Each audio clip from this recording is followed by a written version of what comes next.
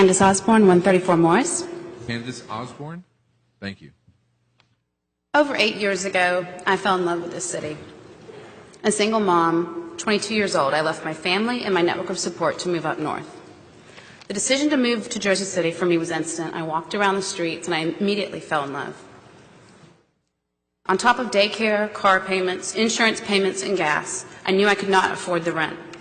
But I knew I needed to find a way to make it work. Robert, So could they speak to this ordinance? Candice, I know Robert, you're on the public speaking Yeah. list. This isn't for that. But this isn't the public this is speaking for section now. the That'll be- ordinance. I'm confused then. Can y'all... So this is kind of like my first time, so could somebody explain to me when I am supposed to talk? I think probably everybody in here has that same question. They'll call your name. Oh, they call my name. Yeah, Right, Oh. they'll call your name. Sorry. Thank you.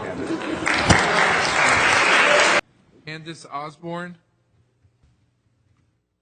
I think this is the right time. There you go. Welcome back.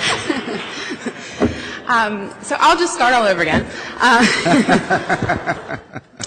Over 8 years ago, I fell in love with this city. A single mom, 22 years old, I left my family and my network of support to move up north. The decision to move to Jersey City for me was instant, after only a few minutes of walking around my neighborhood.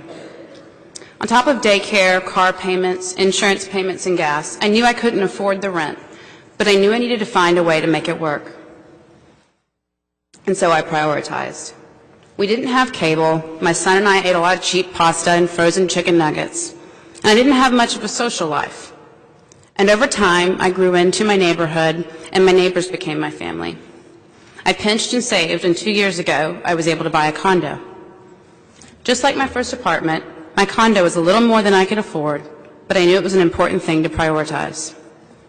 I tell you this story not to show you how I've struggled, but to explain that I was able to prioritize. I would like this City Council, as stewards of my tax dollars, to prioritize and make hard decisions.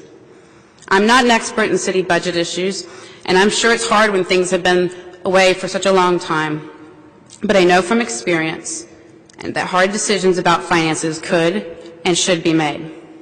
I don't know what's true and what's not true, and I'm sure it's a little bit of both, but I've heard several things that don't make sense to me about how my tax dollars are spent. For example, I've heard my tax dollars pay for some city employees to have multiple jobs with multiple pensions. That seems like an area that could be cut. I've heard that my tax dollars pay for city employee cars and their gas. That seems like an area that could be cut. I've heard that my tax dollars pay for city employees to have cell phones. That seems like an area that could be cut.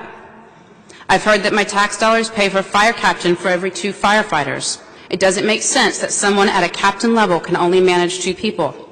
In the business world, I was managing 2 people barely 4 years out of college. I've heard that my tax dollars pay for education in a way that doesn't make sense, that 60% of the costs are administrative while only 40% go to teachers and classrooms, and that an audit of Jersey City found 9 dead people on the payroll. I've heard that my tax dollars will pay for a building for the parking authority at an April 2008 appraisal price from before the market crashed in fall in 2008. That seems like a project that should not go through. At 3 years old, I promised my son that I would give him a new car if he graduated high school, and that he could keep it as long as he went to college. Every month, I put $50 in a savings account so that one day I can afford it. If my taxes increase, I do not know where the money is going to come from. Sure, I'll find a way to make it work. I have my whole life, but I'm going to have to prioritize, and I hope I don't have to break the promise to my son. Thank you. Thank you.